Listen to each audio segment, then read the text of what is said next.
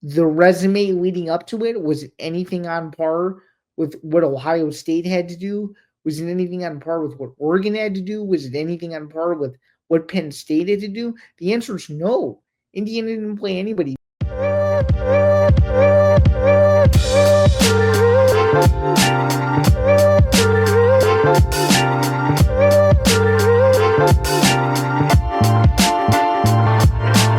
Welcome back, everybody. This is Bando's Breakdowns. My name is Zain Bando. Thanks so much for joining me. I greatly appreciate it. Happy Friday to you all as the month of July winds down here. It's been a pretty busy month of July in the world of sports, at least in the sports that I pay attention to the most and around the news cycle as well. So excited to be back at it to bring you guys another edition of this show. Again, my name is Zain Bando. I am a sports journalist and an ETB Network co-host. You may know me from this show. You may know me from the MMA Outsiders, which that episode has been delayed. That will be coming out a little bit later tonight. I had some scheduling conflicts. I wasn't feeling 100%, but you'll still get a new edition of the MMA Outsiders with myself and Anthony Ballister. For those of you who have been waiting for that, football is slowly but surely about to be back here about under a month until week 0. We had Big Ten Media Days happen this week in Las Vegas. At the time that we're recording this, Big Ten Media Days are still going on, but by the time you guys get this episode, Big Ten Media Days from Las Vegas will be officially over. So stay tuned for a few nuggets from that, and of course, so much more. You can check out my work over here. As I said, again, this show, MMA Outsiders Football Forecast, Zan Zinger, which is not going to happen this week on Playback. We'll be back next week with that, but you'll still get the newest edition of Bando's Blitz, which of course will drop Sunday morning. And then on the writing front, you check out my work over at Sporting News for college football and college basketball, even though we've really shifted our focus to college football as we're getting closer and closer to the season commencing next month.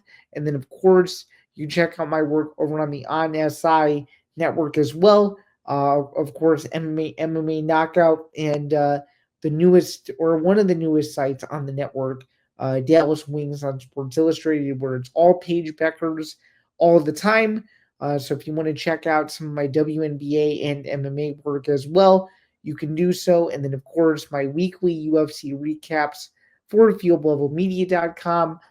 This week, though, I'm not going to be able to do it because I have a wedding this week. So for those of you who were anticipating that, it's not going to be me this week, but I'll be back next week for the UFC Fight Night card from the Apex, and then of course moving forward. So that's where you can find me everywhere. Let's get into Zan's overview. And again, but before we do that, though, just a quick reminder: please listen to Bando's Breakdowns wherever you get your podcasts, and of course, you can subscribe on YouTube, youtube.com/ETP Network. Again, would be very much appreciated if you guys did just that. So now that we have that out of the way, let's go back over now to Zan's overview to discuss what we're going to be talking about today. We've got some new UFC White House updates, one that's pretty disappointing. We have some fight announcements that are pretty important, an update on whether or not I'll be covering UFC 319. Thankfully, I have some good news for you guys on that front, so we'll talk about all of that. We're also going to talk about some news around the NFL concerning Micah Parsons and Terry McLaurin for the Cowboys and Commanders, respectively. We'll be talking about Big Ten Media Days and a few highlights that I thought were pretty interesting. One from Bret Bielema, of course, because how could you not have a Bret Bielema mention in this show? If you know this show by now, I try to pepper in Bret Bielema as much as I can. So we'll have a Bielema nugget, and of course, we will also have a Curt Cignetti nugget. He went off the rails a little bit in his latest remarks regarding Indiana's schedule for the upcoming season. So just something to bear in mind there. He had a very interesting answer about his non-conference slate and why he feels it's the best course of action for his team, which I think is very interesting and very a bit strange to be quite honest with you. So we'll talk about all that, Livvy Dunne, and a few other things. But let's get into it now. The latest update in regards to the pre-planned UFC White House card, which is set to take place next July 4th, that would be July 4th, 2026, has a major update, and that is Dana White at the post-fight press conference for UFC 318, revealing that John Jones more than likely will not be competing on the White House card. And it's for a very simple reason. He's not worth the risk. So let's dive into this a little bit more. So John Jones has had a previous criminal history for a very long time, and he's ruined some of the biggest UFC events in recent memory. UFC 200 being an example. He had an entire event moved to Los Angeles years ago. There's been other instances, popping a few times. The Daniel Cormier rematch being overturned, that would be the example there. There's several other instances too. Hit and runs, you name it, he's done a DUI, crashed his car, the whole thing. So it's clear that that they've come to their senses, if you will, that I guess they're willing to forego the money, if you will, to make the right not moral decision, but the right business decision. And I can understand why he feels this way. Like if you headline him on a card of that magnitude where he's supposed to be the main event and everyone's tuning in to watch that and he doesn't show up, you lost half your audience unless the card is good enough, kind of like what I proposed a week ago, unless the card is good enough to where you can build a card, around the likes of, McGregor and Colby Covington and Ian Gary and some of these other stars. I don't know, but I think it's clear that they've come to a decision and they're happy with their decision, and that's what they're going to go with. And either he likes it or he doesn't like it. That's up to him. But I think the UFC has already made up their mind what they're currently going to do with the former UFC heavyweight champion. And again, as he alluded to a week ago, as he alluded to the week before, it's a year away. It's as simple as that. He said it point blank, quote, it's a year away. It's clear. They don't know what the landscape is going to be. I mean, right now, the champions are pretty set in stone. I think a few of them are going to still have their titles, but speaking of some of the fights we're going to be talking about in just a second, some of the fights that were recently announced for some of the upcoming cards, specifically the 2 October pay-per-views, which are set to be massive cards. It looks as if a triple header in Vegas and then a huge fight in Abu Dhabi. There could be some movement for some of these weight divisions. So something to bear in mind as well. And I feel like they're already starting to realize, okay, we need backup plan upon backup plan in case the card that we're proposing doesn't exactly work. So that's really all I have to say about that. And I think he's kind of sick and tired of talking about this because he's been talking about it for the entire month and he's been giving the same answers over and over and over again. So I think that's part of the reason as well. So let's talk about those announcements. So on Tuesday, a huge batch of announcements were made from Dana White from the UFC War Room in Vegas, and we know what the main and co-main event for UFC 320 are going to be, as well as one of the featured fights on the main card. So let's get into it. We have the rematch for the UFC Light Heavyweight Championship. Magomed Ankalaev is rematching Alex Pereira. Again, and these two fought back in March at UFC 313. Ankalaev won by decision there to become the new UFC Light Heavyweight Champion. This is a fight that was meant to happen.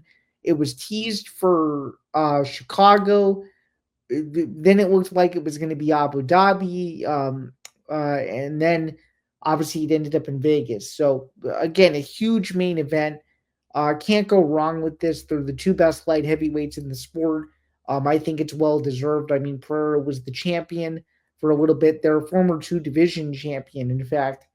And Ankalaev obviously pulled off a major upset and, of course, beat one of the UFC's biggest stars. This is one of those fights where Pereira loses, very similarly to Sean O'Malley.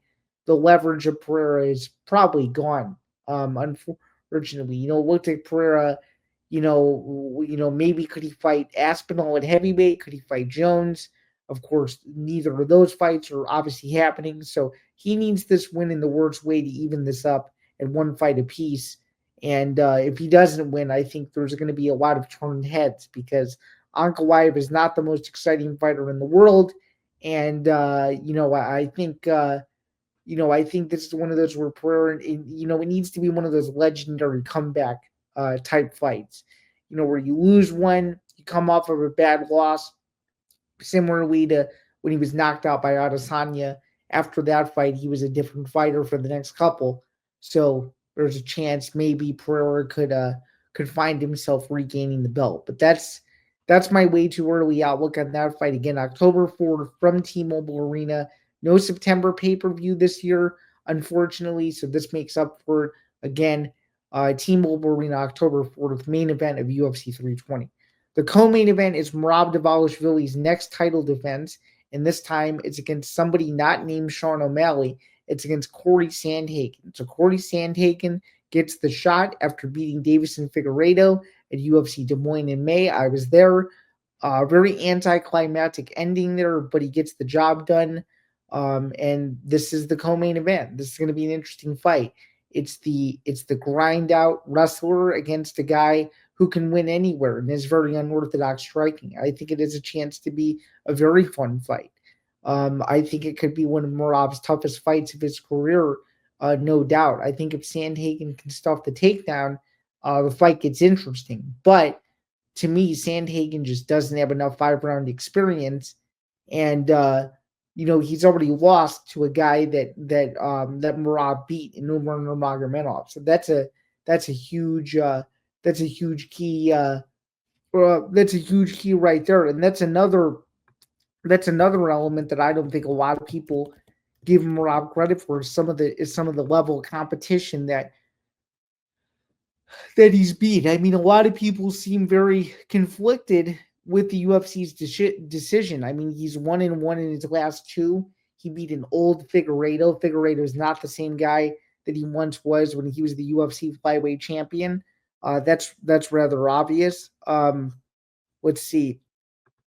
What else? Let's see. What else? What else is there? Let's see. So in hindsight of that, though, he does have some good wins. He beat Rob Fine. He beat Marlon Vera. He beat Song Yadong, of course.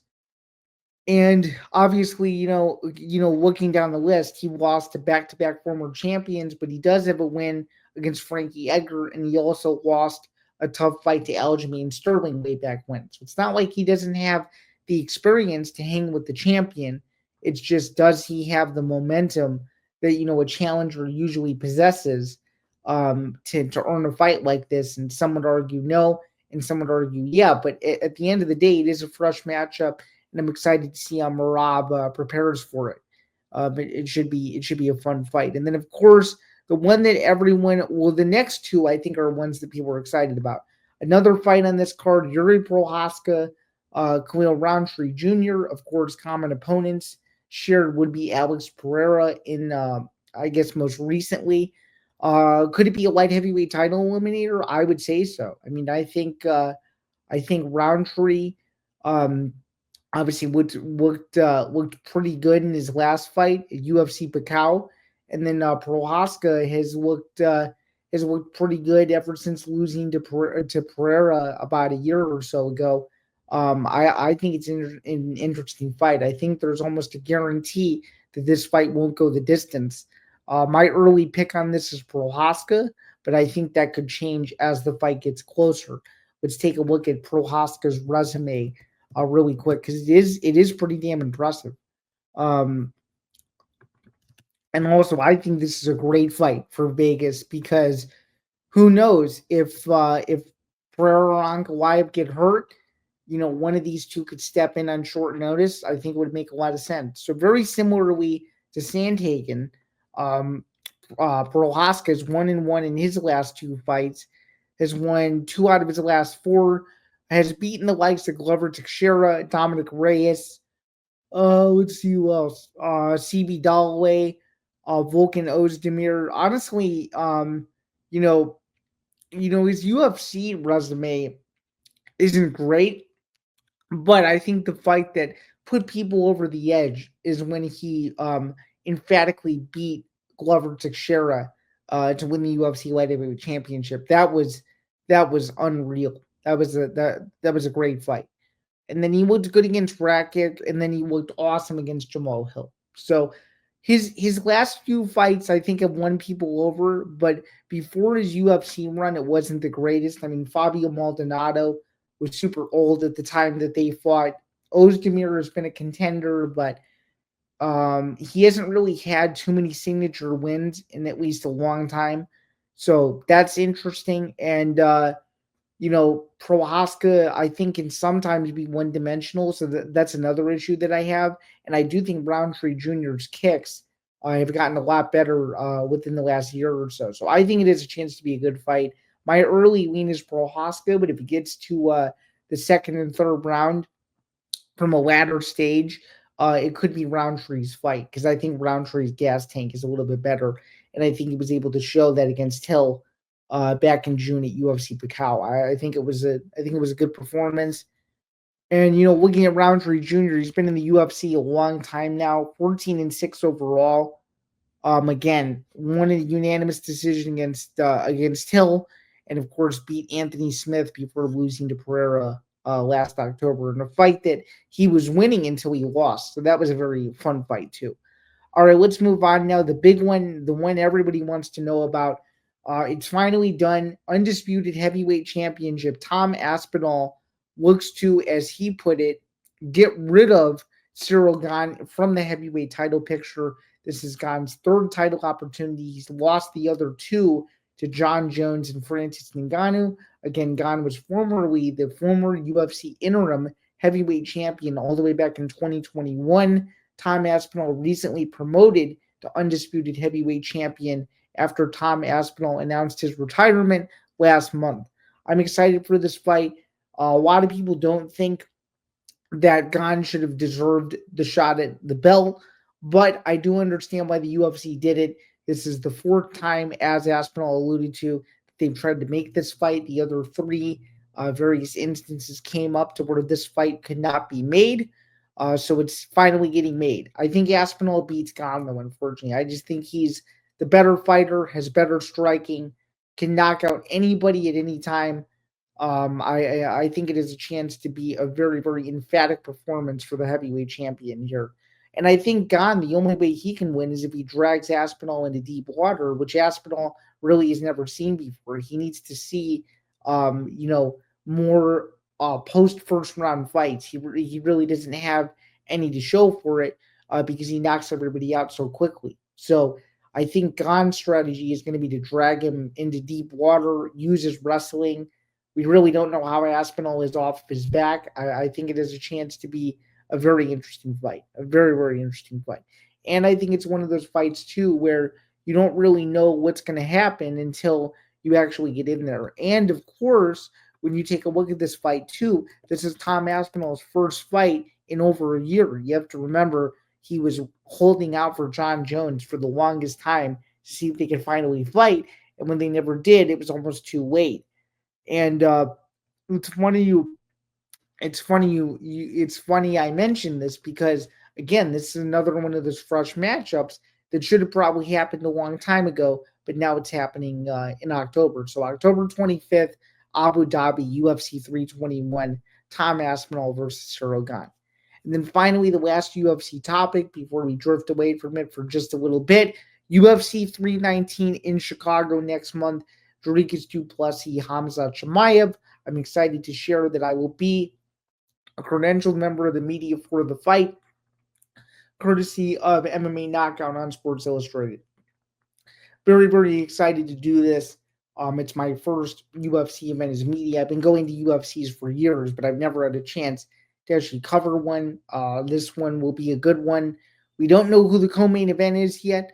Unfortunately, hopefully we'll know that very soon. But what we do know is the main event is Dricus du Plessis versus Hamza Chimaev for du Plessis' UFC Middleweight Championship. That'll be a great main event. Stay tuned for more updates to come on what my coverage is going to look like, but it'll probably be a lot of reels from Media Day and, of course, the pre-fight and post-fight press conference.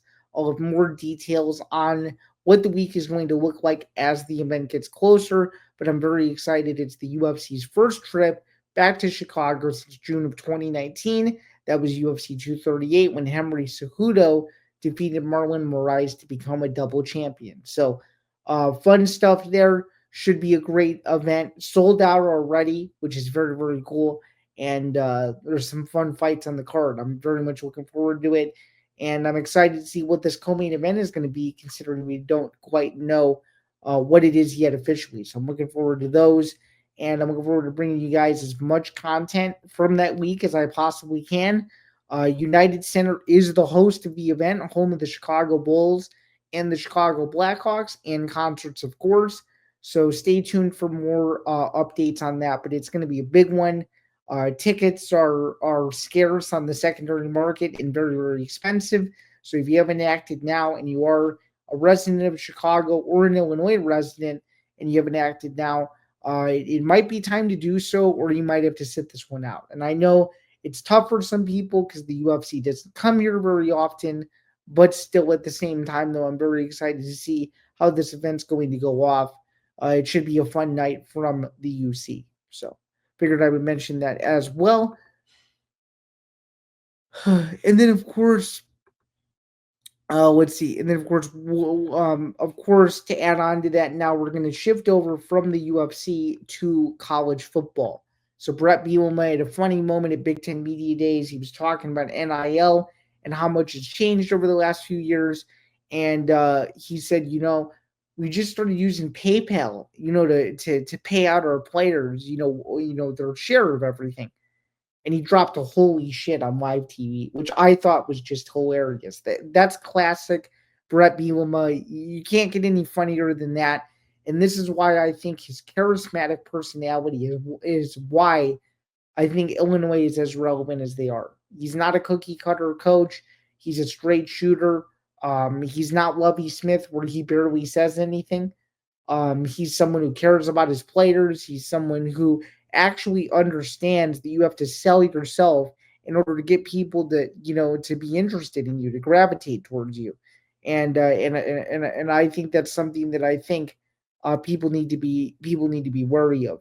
And I think he's doing what he feels is best for himself and his players. And I think that that's awesome. I mean, he was very candid in his speech to the assembled media in Las Vegas. His local media scrum was really good, and he said it best: "You earn success, man.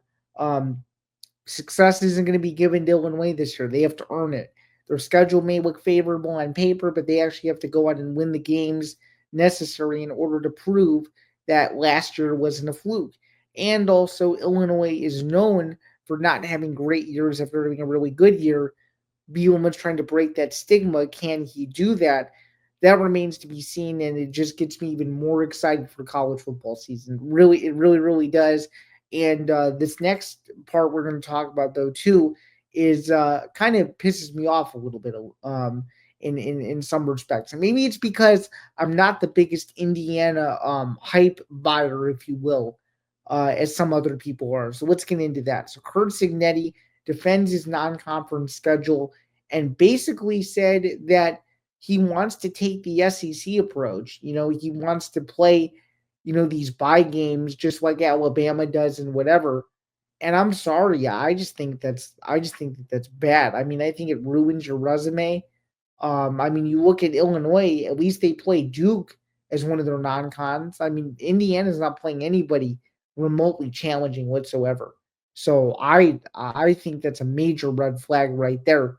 And I think another issue that he's running himself into is the SEC schedules those games at the end of the year when all the tough games have already been played. Alabama's already played, LSU and Ole Miss and all of those other teams.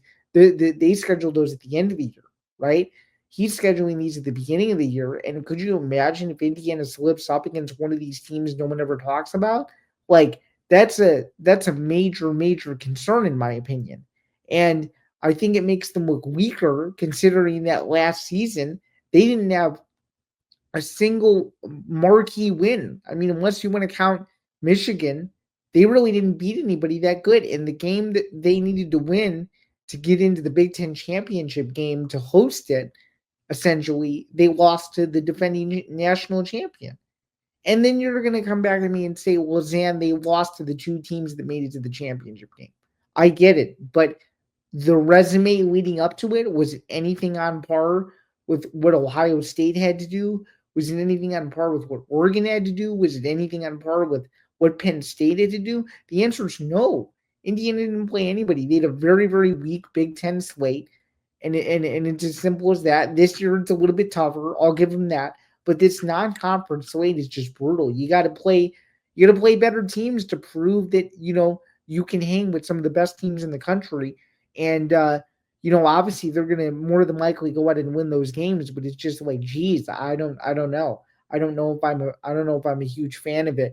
And what I don't know either is, you know, could people look back on this year and say, well, if Cignetti had scheduled, a game in week 2 or week 3 against a common top 25 opponent, could we look at the resume a little differently? And I would argue the answer is yes.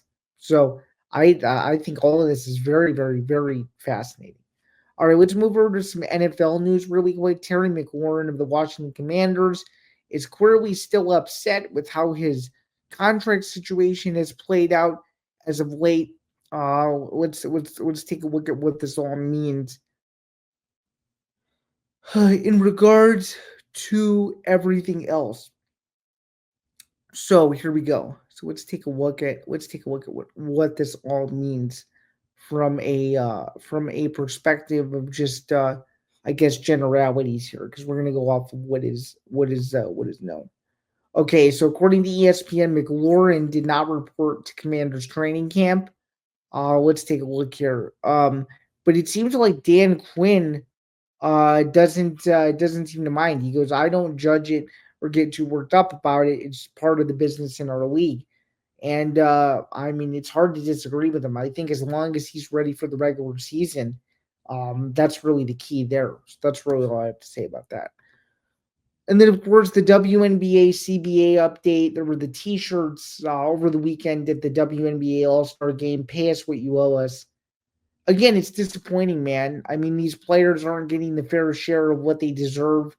They need to be better, and I think the WNBA is a lot to blame here. I think it's very disappointing, and I think a league that's trying to grow in popularity, I think they're doing a bad job of it by putting the players in the position that they're putting them in. I think it's really bad. And I think it's one of those things where the WNBA is going to look back in a couple years, when Beckers and Clark are, in their second, third, fourth years, and go, what in the world were we doing when they started their careers? So I think it's terrible. And I think eventually this league is going to be headed for a lockout if things don't change soon, which is a very, very disappointing thing, because I like watching the league at times. Um, I mean, it kind of varies from like who's playing and whatnot. But if the stars are there and they're playing against each other, there's a good chance I'll watch it. So it's kind of one of those hit or miss things. All right, now we're going to take a quick break so we can get a message from our friends over at Playback. And of course, just as a reminder, before listening to it, that Bando's breakdowns in every show across the network is presented by Playback. So until then, we'll be right back, and then we will wrap up the remainder of the show. So thanks again, guys. Just wanted to give a quick timeout in the middle of the show to remind you guys that Bando's breakdowns is presented by Playback. I teased it a little bit earlier that there was an announcement coming, and sure enough, without further ado, here we go. Presented by Playback, watching sports is more fun with others, but we spend too much of our time watching alone. Playback is a virtual space where communities can stream live sports together with everyone perfectly synced up. Creators can hop on stage, deliver their own play-by-play analysis and commentary, and invite viewers up for Q&A. Playback makes watching sports fully interactive and a social experience. From playing fantasy sports, repping your favorite players and teams, and watching with the commentators and communities you care about. Win or lose, sports are best enjoyed together. Join our community by going to playback.tv/ETV Network to find out more, including our live stream schedule. And with that, we can get back to the show. Again, shout out to our friends over at Playback for all they do. Of course, you can visit Playback over at playback.tv/ETV Network, where you can find out a whole lot more, including all the different WNBA and Major League Baseball coverage that we have coming up. So just keep that in mind as well as we get closer and closer into the fall when some of the exclusive playback content is going to begin. But for now, let's get back to the show. So let's move on here. UFC 318 took place this past weekend in New Orleans, Louisiana. Max Holloway wins a unanimous decision 48-47, 49-46, 49-46 over Dustin Poirier. It was Poirier's retirement fight. And it was a good one because it was two guys that went in there and left it all out there. It was a fun fight at the beginning. There were some knockdowns. Poirier nearly gets the guillotine in round two, but again, Holloway walks away with the decision win. What I'm going to remember about Dustin Poirier, just briefly here. I don't remember a lot, man. I mean, he was a legend of the sport. He fought a who's who list of names for the course of about 15 or so years, and did so in an era when the lighter weight divisions were still being accepted as divisions that are just normal in the sport. It's as simple as that. And I think that's something that I think a lot of people forget is there was that merger with the WEC at the beginning of 2011, and he was a part of that. And he went on to do some big things, and obviously he had the two wins against Conor McGregor. He had a huge win against Dan Hooker, had a classic fight against Benoit Saint Denis. There were some great fights in there, but the Holloway series is going to be a good one. They'll be linked together forever, man. I mean, those last two fights, the one in Atlanta and the one this past weekend, were just two of the most memorable fights in recent UFC history. And I'm excited to see where Poirier goes from here with the next stage of his career. I mean, I think he has a chance to do some big things if he really wants to in the broadcast realm. And I think, I think it's very, very exciting for him to go out on his own terms. I think it's really cool, and to do so in his hometown. He fought his heart out, and that's all that matters. And I think his statement that he put out on social media the other day, I think speaks volumes as to who he is as a person. So I think all of it is really awesome. And again, I'm excited to see what he does next. All right, UFC Abu Dhabi this weekend. ABC card. Again, another UFC Fight Night installment. Let's take a look at the main event here. It is Robert Whittaker versus Ranier de Ritter in the main event here. So let's pull up some of the numbers really quick and let's go over the fight. Speaking of this past week, I did pretty well. I went 9-5, so we're up to 160 wins on the year, from what I recall. Let's see. Yeah, that seems, 168 wins. 168 wins because I was at 159 this past week.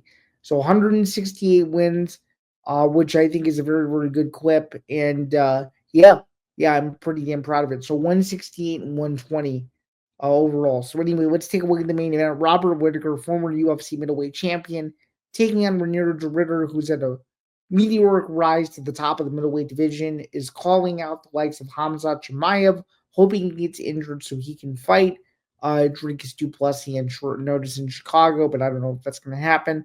Let's take a look at Whittaker first. Again, 26-8, 6 foot, is coming off of a loss in his last fight to Chimaev.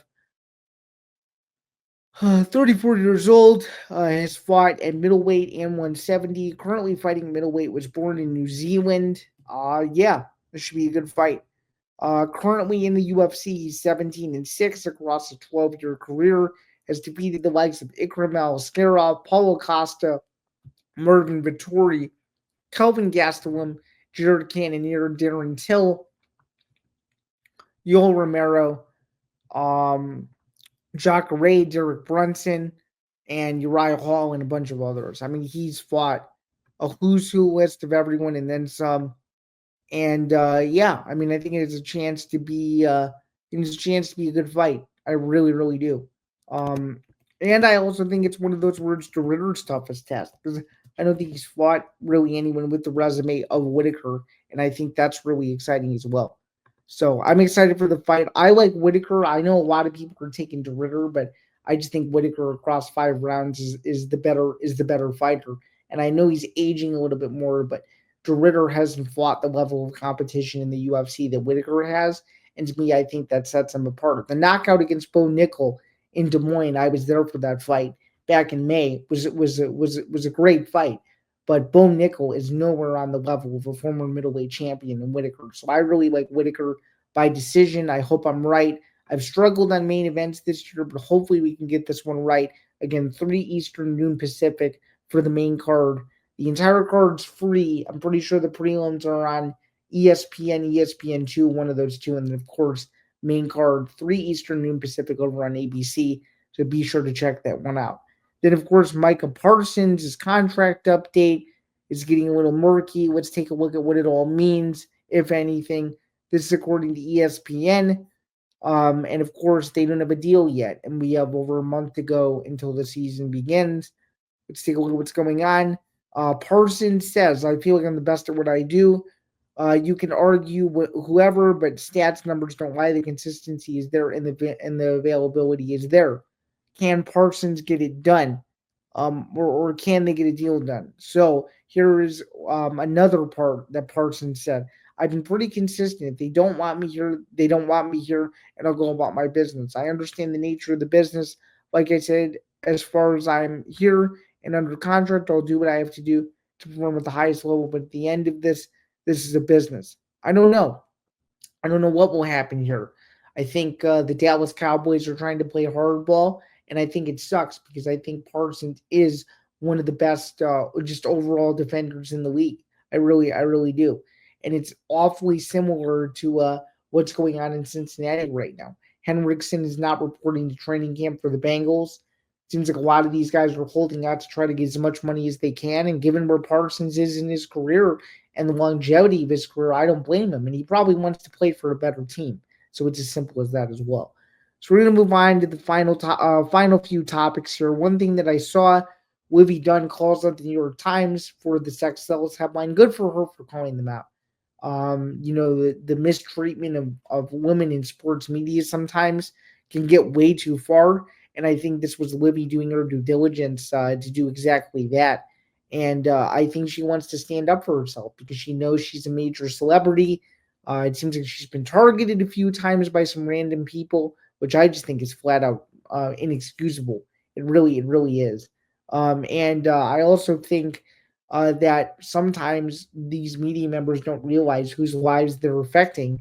And this is another one of those examples. So good on Livvy for calling out the New York Times because the New York Times does deserve does deserve just a little bit of hate, just given that sometimes they try to twist the narrative, and I think it's a little disappointing. So let's take a look at what Livvy said before we get out of here. Come on, you know what you're doing. You just put a picture of me in a leotard for clicks and then caption it sex self. That's more than likely what they did, unfortunately. And I think they could have gone about it a different way. I'm not saying to not write the article, but I think there's certain ways to go about it that aren't that, and at least she's there to prove her point, and good for her. She 100% can and should. All right, final topic here: Zain Zinger. ESPN is creating an NFL monopoly. This one is obvious. I mean, if you guys don't know by now, some huge news out of the sports media realm. ESPN is reportedly nearing a deal to potentially acquire NFL Network and Red Zone, which really sucks. They would no longer be NFL media companies. They would be ESPN companies now. This is according to Andrew Marchand of The Athletic. Let's see. It will be enormous in regards to the payday. Let's see. Plenty can still changes. Nothing has been finalized, but Marchand added that talks have advanced to the point that the league has informed its owners they may need to vote on a deal as early as next month, which SBJ reported last week. At this point, it's unclear how much money or equity would be exchanged in the deal, although recent reports have valued NFL media at approximately $2 billion. Oh my goodness, this is insane. I don't like this. I think unbiased and objective reporting would go out the window here if ESPN opted to do this. I just think it's flat out wrong. And I think there needs to be a way for both sides to come to a common ground. I don't mind ESPN covering the NFL, but to acquire Red Zone and NFL Network, two things that are kind of together but independent from one another and make NFL coverage unique that isn't ESPN, I think it's a little bit disappointing. So just something to bear in mind there as well. Really quick on Zain's errors, I did want to make a note. I did post a duplicate clip last week from episode 53. I meant to post my prediction for Pacquiao Barrios um, on the Bando's breakdowns end. So I apologize for posting the same UFC 318 clip twice on X. It was correct on Instagram, so you guys still saw it, but I will be better about making sure that the clips correspond correctly moving forward. So just wanted to get that out of the way as well. So that's going to do it for another edition of Bando's Breakdowns. And again, before we get out of here, please be sure to listen to Bando's Breakdowns wherever you get your podcasts. And if you are on the audio only side, please be sure to go back over to YouTube. That's youtube.com/ETV Network. It would be greatly appreciated if you subscribed as the road to 1,000 subscribers continues onward as well. So again, that'll do it for another edition. This has been episode 54 of Bando's Breakdowns. We'll be back with episode 55 next week, which should be the final episode in the month of July as well. Oh, well, actually, by the time it airs, it'll be the first episode in the month of August, but it'll be the last recording in July, if you will. So stay tuned for all that and so much more. I hope you have a great weekend. I hope you enjoy all of the sports that are going to be commencing this weekend, including the second half of the WNBA calendar in full swing, along with UFC Abu Dhabi and so much more. But until then, I'll see you guys soon. Have a good one, and we'll catch you on the flip side as we get closer and closer to the start of football season for both college and the NFL. But until then, have a great day. Thanks again for listening, and I'll talk to you guys next week. Have a good one.